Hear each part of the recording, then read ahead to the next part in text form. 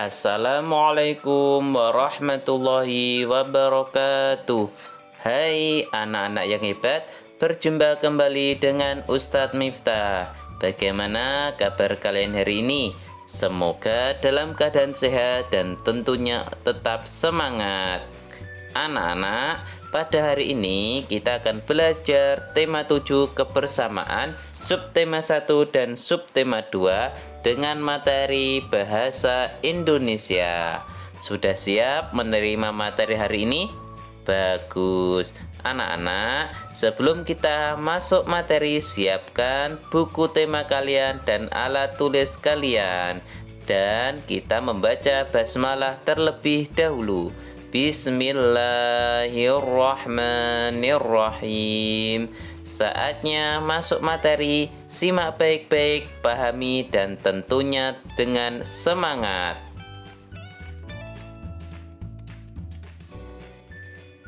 Anak-anak, pada materi hari ini kita akan membahas tentang fabel. Fabel adalah cerita yang menggambarkan watak atau budi pekerti manusia yang pelakunya hewan.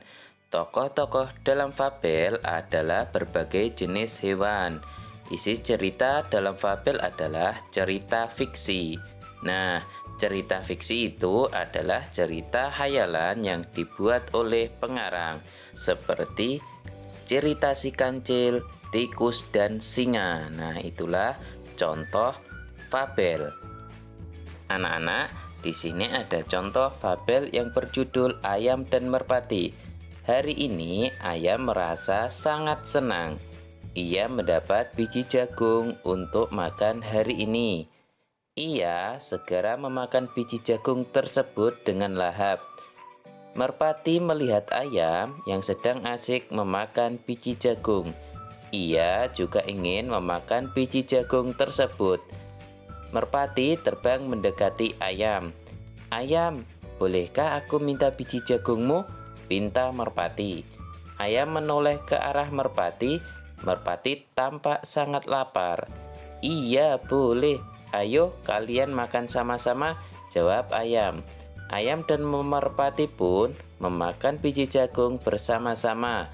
Mereka makan dengan hati gembira. Nah, anak-anak, tokoh dalam fabel ini adalah Ayam dan Merpati. Nah, ini tokoh dalam fabel itu adalah jenis hewan. Bisa dimengerti? Anak-anak, fabel juga dapat diperagakan menjadi sebuah drama. Akan tetapi, kalian harus memahami isi fabel, misalnya alur cerita dari fabel. Kalian juga harus memahami sifat dari tokoh-tokoh yang ada dalam fabel.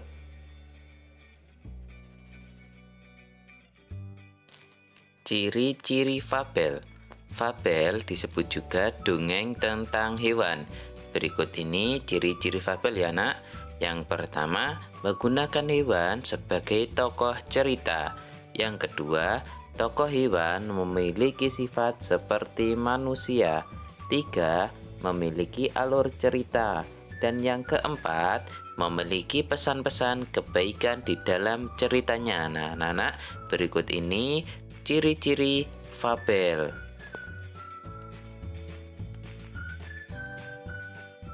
Anak-anak, selanjutnya menuliskan isi cerita dalam fabel. Untuk mengetahui isi fabel, kalian harus mengetahui tokoh dalam fabel dan peristiwa yang terjadi. Nah, berikut ini hal-hal yang perlu diperhatikan dalam menuliskan isi cerita dalam fabel. Yang pertama, bacalah fabel dengan saksama. Yang kedua, tulislah tokoh-tokoh yang ada dalam fabel. Ketiga, tulislah urutan peristiwa dalam fabel. Dan yang keempat, pilihlah kata-kata yang mudah dimengerti. Dan yang kelima, susunlah dalam kalimat sederhana menggunakan bahasa kalian sendiri. Nah, itu cara menceritakan atau menuliskan isi dalam fabel. Anak-anak, selanjutnya belajar kata sapaan dalam fabel. Apa itu kata sapaan ya? Kata sapaan yaitu kata yang digunakan ketika mengajak bicara atau menegur seseorang. Kata sapaan digunakan agar kalimat yang diucapkan terdengar lebih sopan. Kata sapaan berupa nama diri dan istilah kekerabatan yang diawali dengan huruf kapital.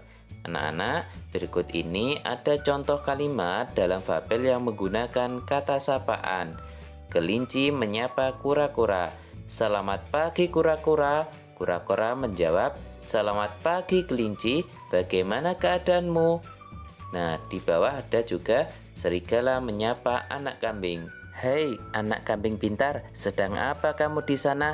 Anak kambing menjawab, aku hanya mencari rumput segar di sini, Tuan Serigala. Nah, anak-anak, itulah tadi contoh kalimat sapaan dalam fabel.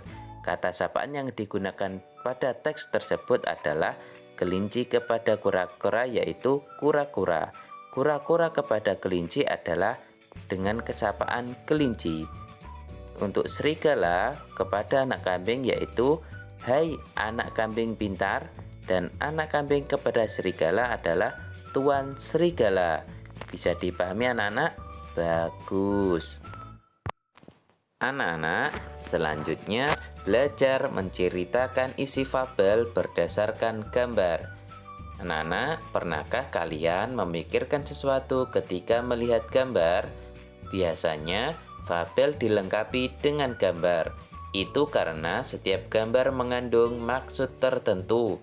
Rangkaian gambar dapat membentuk sebuah cerita. Nah, berikut ini hal-hal yang harus diperhatikan pada fabel yang bergambar. 1. Gambar hewan yang terdapat pada fabel. Yang kedua, kegiatan yang dilakukan dalam gambar. Yang ketiga, raut wajah hewan dalam gambar. Dan yang terakhir, urutan cerita sesuai gambar. Nah, itu hal-hal yang harus diperhatikan menceritakan isi fabel berdasarkan gambar ya anak-anak. Anak-anak, berikut ini ada contoh membuat kalimat berdasarkan gambar. Di sini ada gambar seekor monyet yang sedang membawa buah pisang. Kalian bisa menuliskan kalimat sesuai dengan gambar. Contoh, kalimat yang pertama, monyet telah berhasil mencuri pisang dari kebun Pak Tani. Atau, dengan wajah senang, monyet membawa buah pisang yang ia ambil dari hutan. Nah, berikut ini adalah contoh membuat kalimat atau cerita berdasarkan dengan gambar. Bisa dipahami ya anak-anak?